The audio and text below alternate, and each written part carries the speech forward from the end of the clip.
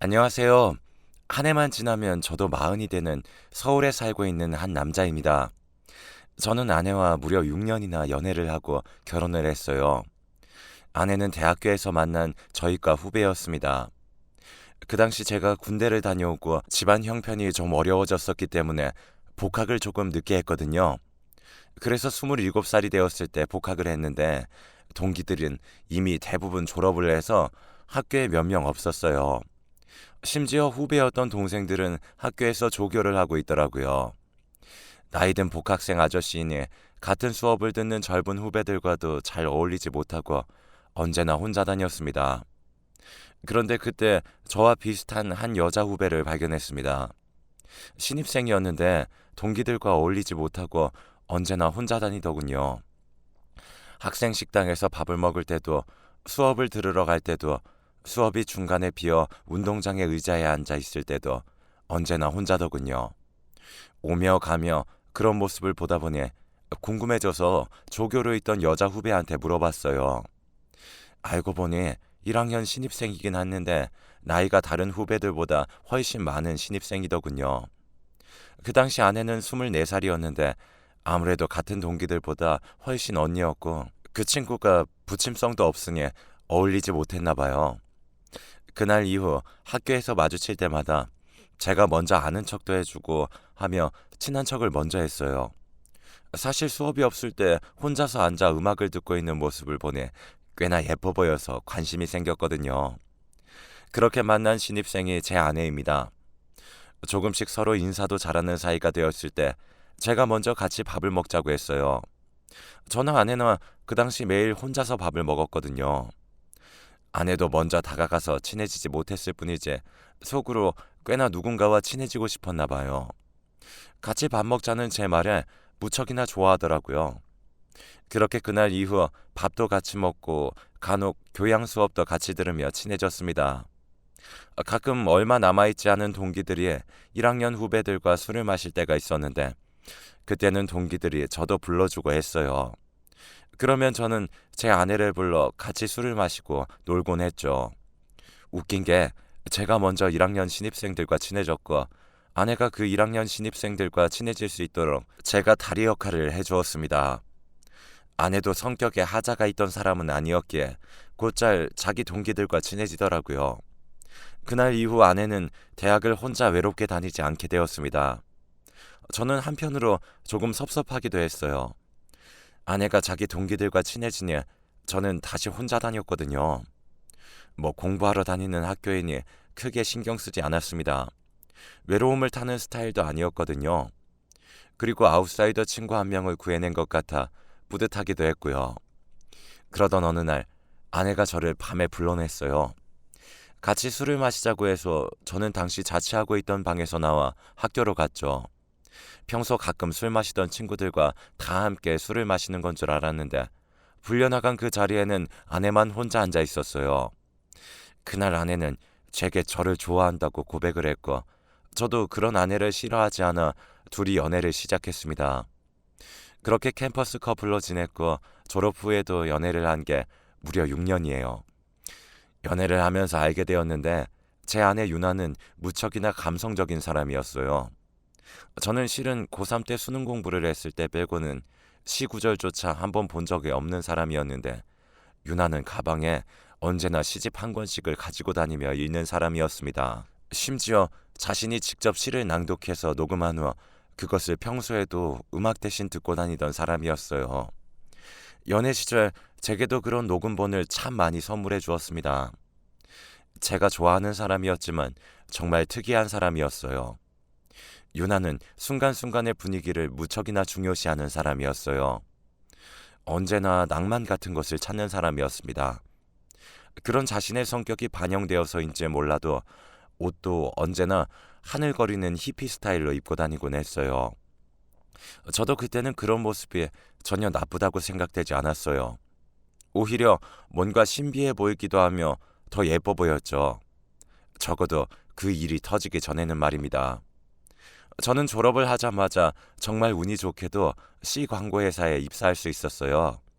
그 당시 우리나라에서 가장 큰 광고회사 중 하나였죠. 원하던 회사에 졸업하자마자 취업을 하니 정말 좋더라고요. 무엇보다 언제나 돈 때문에 힘든 생활을 했었는데 어엿한 직장인이 되니 여유가 생겨서 좋았습니다.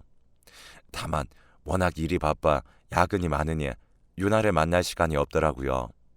그래도 살아야 하니 열심히 일을 했습니다. 그리고 시간이 날 때면 언제나 유나를 만나 놀기도 했죠. 그러다 보니 어느덧 유나도 졸업을 하게 되었어요.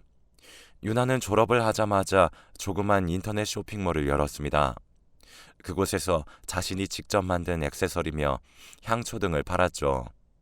제가 볼 때는 참 요상한 디자인들의 액세서리라 생각했는데 의외로 그런 취향을 가진 사람들이 많았었나 봐요. 꽤나 장사가 잘 되더라고요. 그렇게 한 2년 정도 서로 바쁘게 일을 하다가 어느 날 유나가 제게 말했어요. 이렇게 일에 빠져 살다 보니 서로 일주일에 한 번 만나기도 힘들다. 그치? 그러게. 그래도 대학 다닐 때는 매일같이 붙어 다녔었는데 지금은 한 달에 서너 번 보기도 힘들다. 그래서 오빠, 내가 참 많이 생각해 봤는데 말이야. 어떤 생각? 난 우리가 돈을 버는 것으로 인생을 낭비하기보다는 좀 더 행복을 추구하며 사는 인생을 살고 싶어. 나도 그래, 유나야. 그런데 돈을 벌어야 그 행복을 추구하는 인생도 살 수 있는 거야. 돈은 다양한 방식으로도 벌 수 있는 거야. 우리 매일 붙어 있으면서 돈도 벌고 행복하게 살 수 있는 방법도 있는데 꼭 이렇게 힘들게 살아야 할까? 무슨 말이야? 나는 인터넷으로 돈을 버니까 어느 장소에 가서 살아도 아무 상관없어. 그래서 이번에 나 제주도로 내려가려고 해. 거기서 꿈같이 살아보고 싶거든. 오빠도 함께 가줄래? 유나야, 무슨 말이야? 내가 제주도로 내려가면 지금 다니는 직장은 어떻게 해? 그만둬야지. 나랑 같이 제주도 내려가서 작은 집 하나 구해서 예쁘게 꾸며서 살자. 내가 지금 하는 일로도 우리 먹고 살기에는 충분히 되고 오빠도 나처럼 인터넷으로 적성 살려서 일하면 되지. 프리랜서처럼 일하라고? 뭐 어떤 방식이든. 너무 꿈 같은 이야기 아니야? 현실을 생각해야지. 이제 나도 30이 넘었는데 어떻게 갑자기 일을 다 그만두고 훌쩍 제주도로 떠나니? 유나야, 꿈도 좋지만 때로는 냉정하게 현실을 보며 살 필요도 있어. 연애 때부터 알고 있었지만 아내 유나는 정말 너무나 감성적인 사람이었어요. 현실보다는 언제나 꿈 같은 삶을 추구했죠. 그에 반해 저는 지극히 현실주의자였죠. 여유가 없는 집안에서 태어난 것도 한몫했을 겁니다. 어려서부터 무엇을 하든 간에 뒤를 생각 안 할 수가 없었어요. 어떤 결정을 하더라도 저에게 그 결정의 기회는 단 한 번뿐이었습니다. 집이 많이 가난했거든요. 제 선택이 실패했을 때 다시 재출발할 수 있는 여유를 가진 집안이 아니었어요. 그런 저에게 회사를 그만두고 함께 제주도로 내려가자는 유나의 제안은 정말 황당하기 그지없었습니다. 저는 대답을 하면서도 머릿속으로 계산을 했죠. 만약 회사를 그만둔다면 남은 학자금 대출은 어찌 갚을 것인지, 제주도로 내려가서 프리랜서 생활을 한다면 대체 어떤 일을 해야 하는지, 무엇보다 저런 대기업을 그만둔다면 내가 뭐하러 돈까지 써가며 스펙을 쌓고 지금까지 대학 공부를 한 것인지를 비롯해서 많은 생각을 했죠. 반면에 유나는 달랐습니다. 어떤 결정을 하더라도 그 결정이 실패를 한다면 아주 쉽게 다시 시작을 할 수 있는 사람이었죠. 유난의 집은 굉장히 부자였거든요. 유난의 아버지께서는 큰 공장을 운영하는 사장님이셨고 어머님은 소일거리 삼아 책을 쓰는 작가셨어요. 집도 강남의 큰 평수의 아파트에서 살고 있었고 아버지는 운전기사까지 두고 있을 정도로 여유가 있는 집안이었죠. 처음 대학에서 유나와 연애를 할 때는 그녀가 부자인 줄 전혀 몰랐습니다. 나중에 후배들이 저에게 말해줘서 알았죠. 형, 유나 엄청 부잣집 딸 같은데 그래서 복학하자마자 사귄 거죠? 뭔 소리야. 그냥 사람이 좋아서 만난 거지. 부자라고 만나냐? 그리고 유나가 부자라고? 어딜 봐서? 나처럼 가난하진 않아 보이긴 한데 부자인 건 잘 모르겠던데. 아, 불쌍한 우리 형. 형이 가난해서 유나가 얼마나 부자인 줄 모르는 거예요. 뭔 소리냐고. 형, 명품 잘 모르죠? 시장에서 세 장에 10,000원 하는 티만 입는데 내가 알겠냐, 명품을? 유나가 입고 다니는 옷이랑 코트, 신발, 가방 다 명품이에요. 저것만 다 합쳐도 웬만한 차 한 대 값이 나올걸요? 차? 뻥치시네. 야, 말이 되는 소리를 해야지. 진짜예요, 진짜. 아니, 무슨 천조가리가 그렇게 비싸겠냐? 명품이잖아요. 그때 알 수 있었습니다. 부잣집 딸내미라는 걸요. 그리고 연애를 하면서 나중에는 집에 초대도 받고 하며 확실히 알 수 있었죠. 정말 부자라는 걸요. 아무튼 부잣집 막내딸인 유나는 저와는 다르게 모든 면에서 여유가 참 많은 사람이었어요. 물질적으로도 여유가 많았고 그러다 보니 정신적으로도 여유가 많았죠. 제가 한참을 고민하자 유나는 제게 말했어요. 오빠가 어떤 선택을 하든지 간에 나는 제주도로 내려갈 거야. 오빠가 나와 함께 해준다면 우리 결혼해서 함께 사는 거고 싫다면 우리 인연은 여기까지인 걸로 생각할게. 그게 뭐야? 지금 나한테 프로포즈랑 이별 통보를 동시에 하는 거야? 맞아. 오빠가 좋은 결정하길 바랄게. 유나는 그렇게 말하고는 자리에서 일어났습니다. 참 일반적이지 않은 사람이었어요. 그게 매력이기도 했지만요. 저는 그렇게 유나에게 프로포즈와 이별 통보를 동시에 받고는 정말 한참을 고민했어요. 밤에는 잠도 안 오고 낮에는 일에도 집중을 못했죠. 스트레스까지 받아 매일 신물도 넘어올 정도로 신경을 썼어요. 그리고 거의 한 달 만에 큰 결심을 하고는 유나를 다시 찾아갔습니다. 결정했어? 그래, 제주도로 내려가자, 유나야. 잘 생각했어. 어차피 한 번밖에 못 사는 인생, 우리 행복한 것만 생각하자. 그렇게 저는 유나와 결혼을 했습니다. 상견례부터 식장 예약 등 결혼 준비는 일사천리로 진행이 되었어요. 저희 부모님께서는 시골에서 작게 농사를 짓고 사시는 분들입니다. 아들이 잘 다니던 직장을 그만두고 제주도로 떠난다고 하자 처음에는 무척이나 반대를 하시고 걱정을 하셨지만 결국에는 제 결정을 믿어주시고 응원을 해주셨어요. 저희는 제주도에 자리를 잡고 작은 돌담집을 매입했습니다. 독채와 별채로 이루어진 집이었는데 집안 내부는 현대식으로 개조를 했죠. 그리고 별채는 제주도 여행을 오는 분들에게 짧게는 며칠에서 길게는 한두 달씩 세를 주며 수입을 얻었죠. 아내 유나는 제주도에 와서도 계속해서 인터넷 쇼핑몰을 운영했습니다. 여전히 장사가 잘 되어 그 수입만으로도 나름 부족하지 않게 먹고 살 수 있을 정도였죠.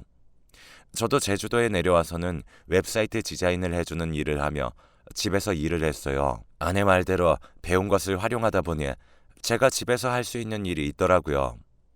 수입도 회사를 다닐 때만큼은 안 되었지만 그래도 자유롭게 일을 할 수 있었기에 장점도 많았습니다.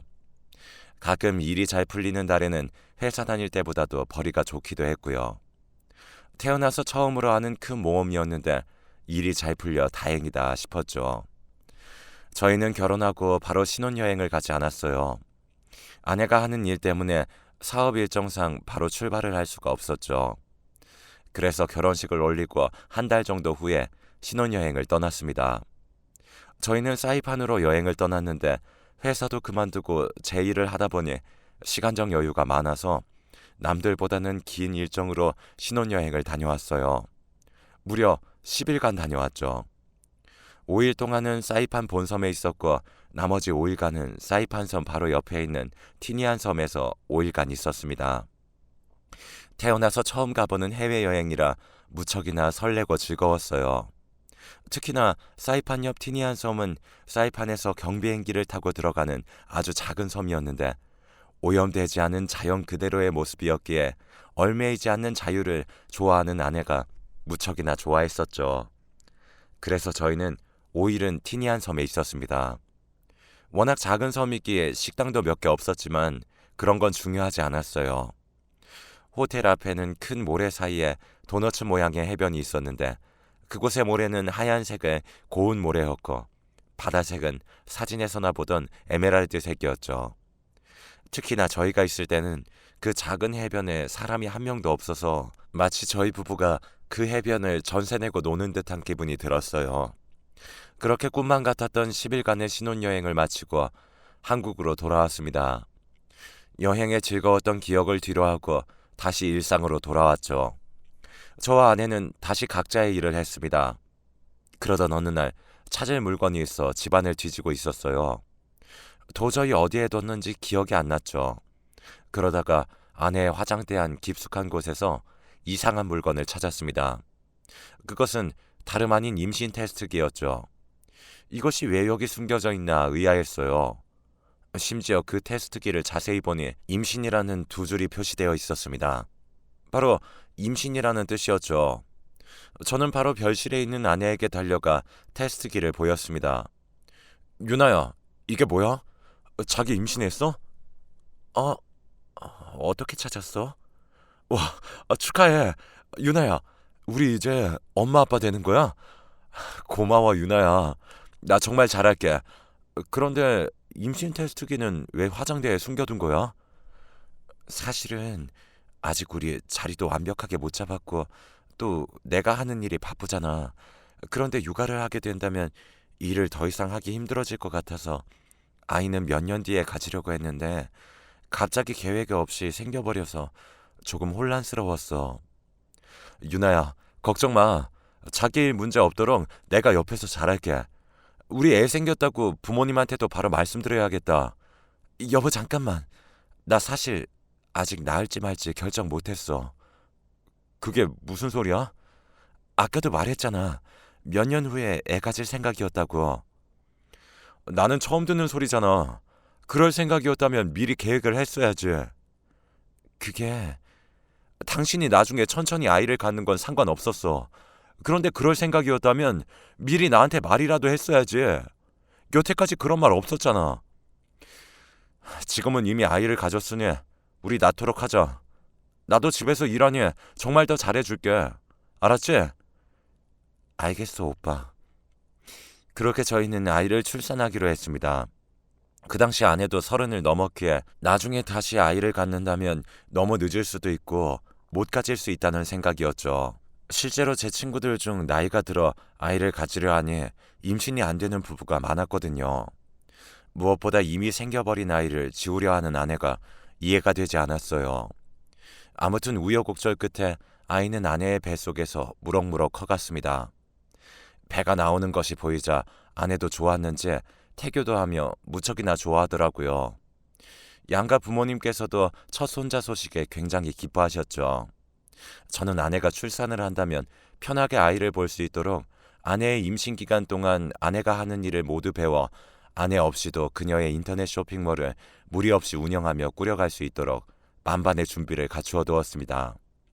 그리고 10개월 후 드디어 아내가 출산을 하게 되었어요. 낮에 저와 같이 가볍게 집 앞에서 산책을 하는데 진통이 오기 시작하고 양수가 터졌어요. 미리 준비해둔 대로 아내를 재빨리 차로 옮기고 사전에 알아둔 산부인과로 이동을 했습니다. 아내는 약 8시간의 긴 진통 끝에 아이를 출산했어요. 그리고 출산 시 제가 직접 동반 입시를 하여 아내를 살펴주며 탯줄도 자르려고 했죠. 보니까 의사 선생님의 힘주라는 소리와 함께 아내가 한참을 끙끙거렸어요. 저는 그 옆에 앉아 초조하게 아이를 기다리고 있었죠. 그때 우렁찬 아이 울음소리와 함께 아이가 세상으로 나왔습니다. 저는 너무 기뻐 아이를 바라봤는데 아이가 좀 이상했어요. 물론 출산 직후에는 여러 가지 분비물이 묻어 있어 우리가 흔히 텔레비전 등에서 볼 때 같이 뽀송뽀송한 아이가 아니라는 것은 알았지만 그렇다고 하기에는 아이가 이상하게 검은색이었어요. 간호사가 아이를 아내 품에 안겨주었고 저는 간호사의 지시로 탯줄을 자르게 되었는데 아이를 본 아내는 아무 말도 없이 눈을 질끈 감더군요. 간호사조차 그 아이를 보더니 당황해하며 말을 잘 못했어요. 저는 탯줄을 자르며 옆에 있는 간호사에게 말했습니다. 저 원래 태어난 직후에는 아이가 저렇게 까만가요? 네? 뭐 꼭 그렇지는 않지만 시간이 지나면 어, 아버님 여기 자르시면 돼요. 간호사도 제 물음에 당황해하면서 말만 돌려댔습니다. 저도 그렇게 아이 탯줄을 자르고 아이를 한참을 바라봤어요. 간호사는 잠시 후 아이를 데리고 갔고 아내는 병실로 이동을 했죠. 저는 대기실로 나와 무언가 잘못되었다는 것을 느꼈어요. 대기실에는 어머니와 장모님, 장인어른께서 기다리고 있으셨습니다. 아이는 잘 나왔어? 유나는 건강하지? 아이도 건강한가? 아니, 이 사람이 왜 이렇게 말이 없어? 왜? 무슨 일 있어? 아닙니다. 아이는 건강해요. 근데 그게... 아유, 이 답답한 사람아. 제대로 좀 말해봐. 그래, 유나나 아이는 건강하지? 근데 얘가 왜 이래? 혼이 나간 사람처럼. 아니, 이 사람아. 아빠가 됐으면 껑충껑충 기뻐야지. 왜 그러고 있어? 아무래도 아이를 직접 보시고 이야기해야 할 것 같아요. 무슨 일인데 그래? 저는 그렇게 양가 부모님들을 뒤로 하고 병원을 나왔습니다. 건물 구석에 가서 담배를 피우며 주저앉았어요. 아이는 분명 이상해 보였습니다. 제가 잘못 생각한 것이길 바랬어요. 그렇게 연달아 담배를 여러 개 피우고 다시 병실로 들어갔습니다. 저는 출산 후 기력이 다해 누워있는 아내에게 갔어요. 당신 알고 있었지? 무슨 일이 있었던 거야? 어떻게 우리 사이에 흑인 아이가 나온 거냐고. 말을 좀 해보라고. 미안해 오빠. 누구야? 어떤 놈이야? 정말 딱 한 번이었어. 딱 한 번 그랬다고. 그게 우리 신혼여행 갔을 때 정말 딱 한 번 실수한 거야. 오빠 미안해. 이렇게 될 줄 정말 몰랐어. 그때 나도 또 너무 해변도 예쁘고 달빛도 예뻐서 내가 제정신이 아니었나 봐. 아내의 말은 이랬습니다. 저희가 신혼여행을 간 날 사이판의 티니안 섬으로 들어갔을 때 저는 첫날 카지노에서 아내와 함께 가볍게 게임들을 했습니다. 저희가 묵은 호텔에는 호텔 안에 작은 카지노가 있었어요. 태어나서 처음 가보는 카지노였죠. 저는 그곳에서 아주 적은 소액으로 게임을 했는데 초심자의 행운인지 큰 돈을 따게 되었습니다. 한 200만 원 정도 카지노에서 벌었죠. 그렇게 숙소를 올라오니 기분도 너무 좋고 아내도 들떠있어 둘이 술을 많이 마셨던 것이었습니다. 저는 그날 술에 취해 잠이 들었고 아내는 호텔 앞에 있는 인적이 전혀 없는 도넛 모양의 해변을 거닐었다고 했어요. 달빛 아래에서 해변을 걷고 있는데 한 키 크고 잘생긴 흑인 남자가 옆에 와서 말을 걸었다고 했습니다. 그렇게 둘이 대화를 하며 해변을 거닐다가 해변에 주저앉아 달을 보며 이야기를 했다고 해요. 그리고 그날 밤 그 해변에서 흑인 남자와 단 한 번의 실수를 저질렀다고 했어요. 그 한 번의 실수로 제 아내는 그 흑인의 아이를 가진 거였습니다. 신혼여행지에서 생긴 아이였기 때문에 아내도 임신했다는 사실을 알았을 때 제 아이인지 아니면 그 흑인 아이인지 헷갈렸다고 했습니다. 하지만 단 한 번의 만남이었기에 괜찮을 거라는 생각으로 당당하게 아이까지 출산을 한 거였죠. 정말 그 딱 한 번이었어. 짧은 그 만남 후에 난 그대로 호텔로 왔어. 정말 실수였어. 실수라고. 그게 어떻게 실수야? 너도 원한 거였잖아. 그럼 실수가 아닌 거지. 일단 몸조리 잘하고 있어. 난 본가에 가 있을게. 다시 연락할게. 아내는 제 말에 아무 말도 못하고 눈을 감고 눈물만 흘리더군요. 저는 병실을 나와 대기실에서 저를 기다리고 있는 부모님을 모시고 집으로 왔습니다. 제가 병원을 떠날 때 장모님이 저를 붙잡았죠.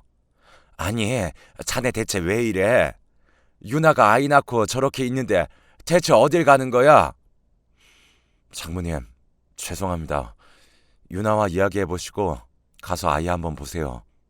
다시 연락드릴게요. 그렇게 말하고는 병원을 나와 신혼집에서 짐을 챙겨 본가 집으로 갔습니다. 집으로 가는 길에 제게 사정 설명을 들은 부모님께서는 벼락같이 화를 내셨고 차를 돌려 다시 병원으로 돌아가서 따진다는 것을 간신히 말려서 본가 집으로 돌아갔어요. 아버지는 그날 이후 바로 이혼 전문 변호사를 만나러 다니셨고 어머니는 병이 나서 몸져 누우셨어요. 그리고 며칠 후 장인어른과 장모님에게 연락이 왔습니다. 집 근처에 와 있으시니 잠시 만나달라는 내용이었죠. 자네도 힘들었지? 미안하네. 어떻게 생각은 해봤나? 네, 많이 생각해봤는데 역시 방법은 하나입니다. 저희 이혼하겠습니다.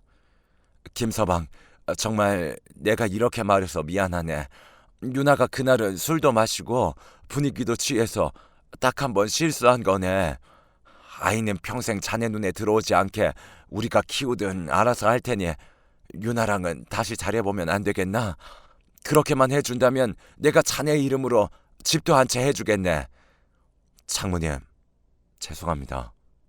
어떤 마음인 줄 알겠는데요. 저는 그 기억을 지울 수가 없어요. 이혼하겠습니다. 김서방, 제발 다시 생각해보게. 둘이 함께한 세월이 얼마나 긴데 이렇게 이혼을 하나. 자네한테 우리 유나가 큰 잘못한 거 아네. 그런데 딱 한 번의 실수 아닌가. 일부러 속이고 가서 그런 것도 아니고 실수일 뿐인데 한 번 좀 눈 감아줄 수 있는 거 아닌가? 자꾸 실수라고 하시는데 그거 절대 실수가 아닙니다. 유나 본인이 원한 거잖아요. 저는 매일 밤 꿈에서 탯줄 자르던 날의 기억이 떠올라서 잠도 잘 못 자요. 제가 해줄 수 있는 최고의 선처는 적어도 위자료 소송은 안 한다는 겁니다. 그냥 합의 이혼이나 해주세요. 그렇지 않으면 저도 소송할 수밖에 없어요. 소송이라고? 장인어른 장모님 말에 묵묵히 듣고 있다가 소송 이야기에 장인어른은 제 뺨을 후려쳤습니다. 가난한 집사람 받아줘서 꼴의 사위라고 오냐오냐 하며 받아줬더니 네가 감히 소송 이야기를 들먹여? 여보, 왜 이래요? 김서방 미안하네. 이 양반도 지금 제정신이 아니어서 그래. 당신이나 가만히 있어. 그래, 꼭 이혼을 하겠다는 거지? 네. 알았어. 가봐. 그렇게 저는 제 이혼 의사를 확실히 한 후 장모님을 돌려보냈습니다. 뺨을 맞은 것이 처음에는 열이 받았지만 자신의 딸의 현재 상황이 저러니 얼마나 속이 상해서 저랬을까 생각하며 이해를 해주기로 했죠. 그리고 이어서 아내에게 전화가 왔어요. 엄마랑 이야기 잘 해봤어? 그래, 난 이혼하기로 결심했어. 오빠, 내가 앞으로 정말 잘할게. 아이는 엄마 아빠가 대신 키워주신대. 오빠한테는 절대 안 보일 거라는데 나 한 번만 용서해주면 안 될까? 난 이미 마음 결정했어. 우리 아버지는 소송하겠다고 난리신데 난 그냥 그날 일 생각하면 너무 허무해서 기운도 없다. 그냥 조용히 해. 합의로 하고 끝내자. 오빠, 그 아이 낳으라고 한 사람이 오빠잖아. 나한테 어떻게 이럴 수가 있어? 애당초 네가 나한테 거짓말을 하지 말았어야지. 난 당연히 내 아이인 줄 알고 낳으라고 한 거잖아. 만약 내 아이가 아닌 줄 알았으면 그렇게 말했겠니? 네가 만약 우리와 피부색이 같은 아이를 출산했으면 그날 일 평생 나한테 숨기고 살았을 거 아니야. 그리고 네가 앞으로 또 그러지 말라는 법이 어디 있어. 한 번은 어려워도 그 다음부턴 쉬울 거 아니야. 이제 네가 살 길은 다시 사이판에 가서 흑인 남자 찾아서 결혼을 하시든가 아니면 혼자서 그 아이를 키우든가 하는 거야. 그건 네가 알아서 해. 전화기 너머로 이제는 전 부인이 된 아내가 오열하는 소리가 들렸지만 저는 독한 마음을 먹고 전화를 끊어버렸습니다. 그날 이후 저희는 합의 이혼을 했습니다. 아버지는 소송을 해서 벌을 줘야 한다고 했지만 저는 그래도 6년간 너무나 사랑했던 사람이 저런 모습이 되니 삶이 너무 허무해지고 기운도 없어 소송까지는 하지 않았습니다. 그저 합의 이혼을 하는 것으로 마무리를 지었죠. 아내의 소식은 그날 이후 들은 적은 없습니다. 저는 한동안은 감정이 지워져 버린 사람처럼 아무것도 느끼지 못하고 기운을 잃은 채 살아갔어요. 사랑했던 사람에게 받은 배신의 충격이 더욱 컸고 그 출산일의 기억을 지울 수가 없었죠. 정신과 치료까지 받을 정도로 저에게는 꽤나 충격적인 일이었습니다. 그래도 지금은 다시 원래 모습으로 돌아와 잘 살아가고 있습니다. 저는 다시 서울로 올라와 작은 광고회사 과장으로 잘 살아가고 있어요. 믿음이라는 것은 쌓기는 어렵지만 무너지는 것은 단 한 번으로도 족한 듯 합니다.